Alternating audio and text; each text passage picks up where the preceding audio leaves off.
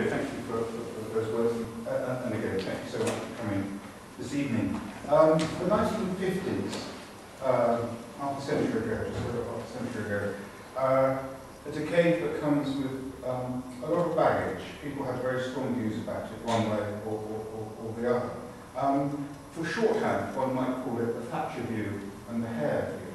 The Thatcher view, obviously in relation to Margaret Thatcher, the Prime Minister of the 1980s, she essentially saw the 1950s as the decade before the fall. The fall, in her eyes, was the 1960s, a decade of permissiveness, family breakdown, lack of respect for elders, overmighty unions, profligate socialism, and so on. And towards the end of her premiership in 1988, she told the editor of the Daily Mail she had got to try to recover from the permissiveness of the 60s. Ergo, for Thatcher, the 50s was the decade before the fall. And although ultimately Thatcherism was, I guess, trumped by social conservatism in Thatcherism was trumped by economic liberalism, the market, privatizations, and so on. One can forget actually how important social conservatism was to Thatcher and many Thatcherites.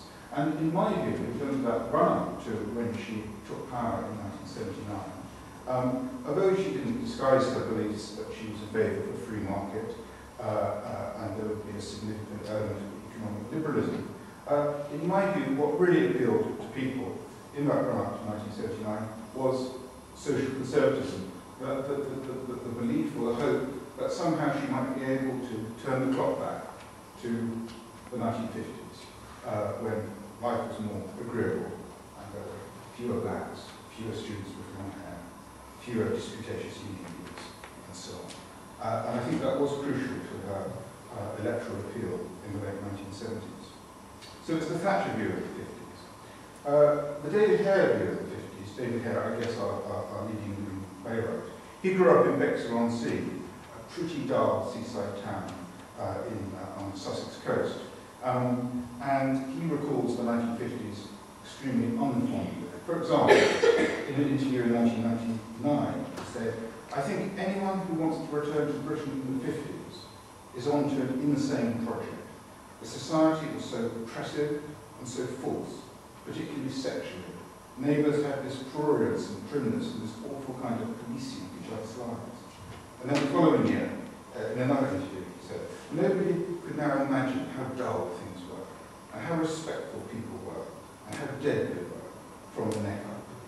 So, from my point of view, coming to write a book about the 1950s, I was conscious of how charged it is and has remained as a decade in people's eyes, which of course made it that much more challenging and in many ways attractive as a project to undertake. Now, when I talk, say, the 1950s, I'm really thinking more about the first half of the 50s than the second half, because by the mid to late 50s, there's no doubt that in all sorts of ways, pretty rapid social and economic change was underway. Greater degree of affluence, immigration on a large scale, more physical and social mobility, televisions in every house, motor cars, fridges, washing machines, and so on, slum clearance, the start of the high-rise movement. In all sorts of ways, the pace of change was really sort of picking up from the mid to late 50s. Whereas I tend to see those first 10 years after the war, roughly 45 to roughly 55, as really kind of a frozen period in 20th century British history. There was very little money about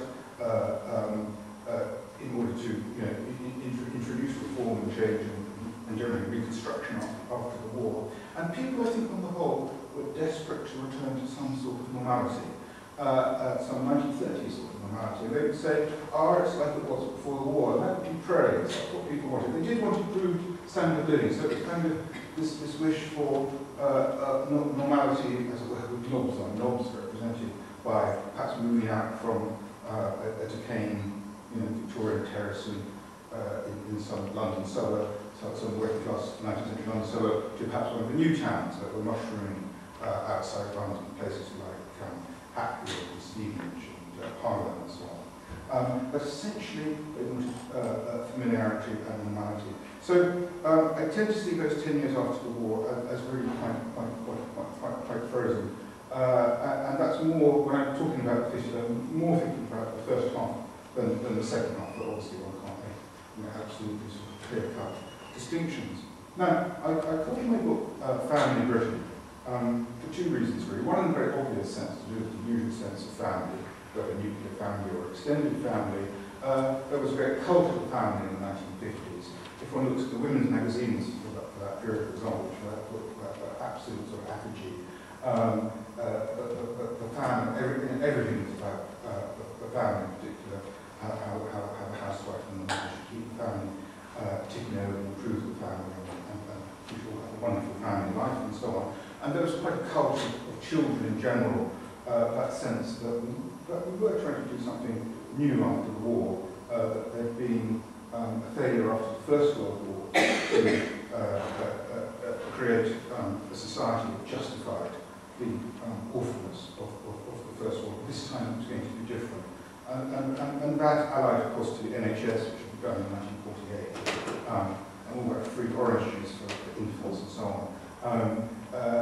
Family was somewhere near the heart of the 1950s discourse. But I don't really want to talk about that today. I'd like to talk about it in the other sense, the other reason why I called my book Family Britain. And I was actually thinking of Orwell. And in one of his wartime essays, The Lion and the Unicorn, he wrote a very celebrated, justly celebrated passage I'd like to read to you. England is not the jewelled isle of Shakespeare's much-quoted message, nor is it the inferno depicted by Dr. Goebbels.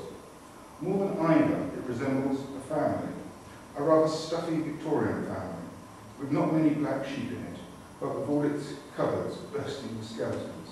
It has rich relations who have to be kowtowed to, and poor relations who are horribly satirized. And there's a deep conspiracy of silence about the source of the family income. It's a family in which the younger generally thwarted, and most of the power is in the hands of irresponsible uncles and bedridden aunts. Still, it is a family. It has its private language and its common memories, and at the approach of an enemy, it closes its ranks. A family with the wrong members in control. That, perhaps, is as near as one can come to describing England in the phrase. So that I thought was the challenge, would be to, among other challenges in the book, to consider the truth of that, really. Family Britain, question mark, where was Britain in the 1950s? One large family. And that's really what I'd like to spend the part of this talk exploring.